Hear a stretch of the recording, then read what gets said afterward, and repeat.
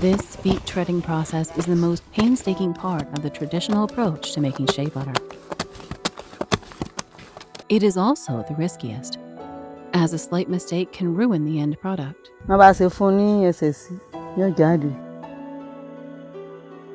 This step involves a small amount of trial and error. Some milled shea paste yields butter when mixed with hot water, while others may not yield any butter until an adequate amount of room temperature water is added. Feet treading is what separates shea butter from the pulp. Treading can take up to 3 hours, but Aisha and her boys are patient. They know if they rush it, the shea butter won't be of high quality.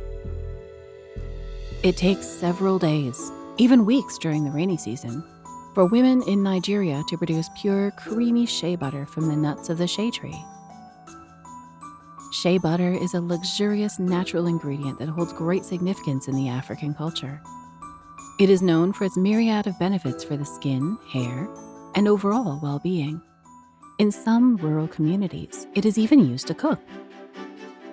The traditional method of producing shea butter requires skill, patience, and an intimate understanding of the process, because things can go wrong quickly. Aisha has been making shea butter for over 15 years. She starts by collecting shea nuts from her husband's farm. But to make the highest quality shea butter, only the ripest, finest, and healthiest ones are hand-picked.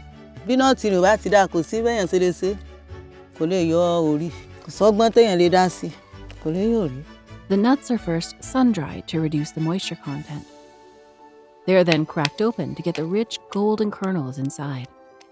The cracking process is manual, often done with a stone, and it can be time-consuming as each nut requires individual attention. After removing the shells, she collects the shea kernels inside.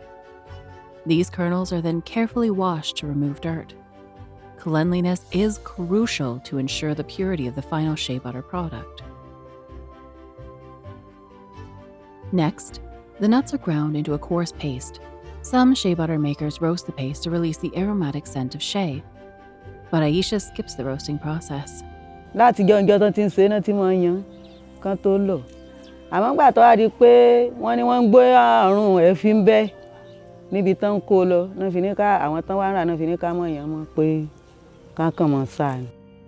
The paste is transferred into the mixing pit, and this is where the real work begins.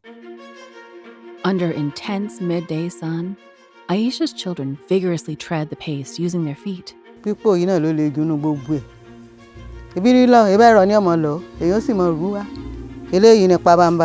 Ancestors in Africa used to mix shea paste with their hands or a wooden paddle, but they discovered that using their own feet yielded superior results. This age-old method ensures that the pulp is thoroughly mixed and the precious butter trapped within is released. The boys have been helping their mother out since they were much younger. Now, their skilled feet can transform the paste into the smooth, creamy consistency needed for the butter.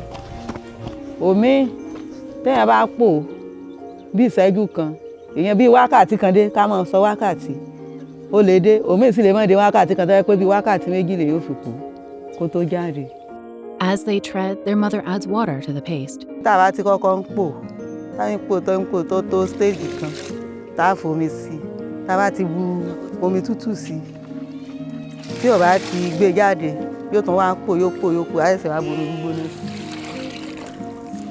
This aids the extraction process, creating a creamy emulsion.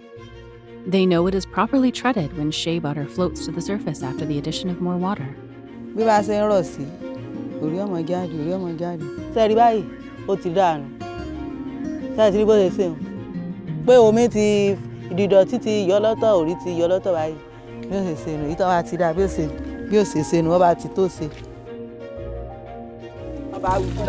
After treading for hours, the paste is transformed into a smooth, buttery texture.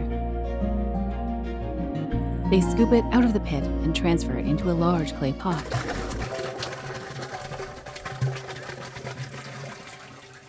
The paste is mixed with water, and the churning begins. This vital step activates the butter and eliminates any remaining sediment.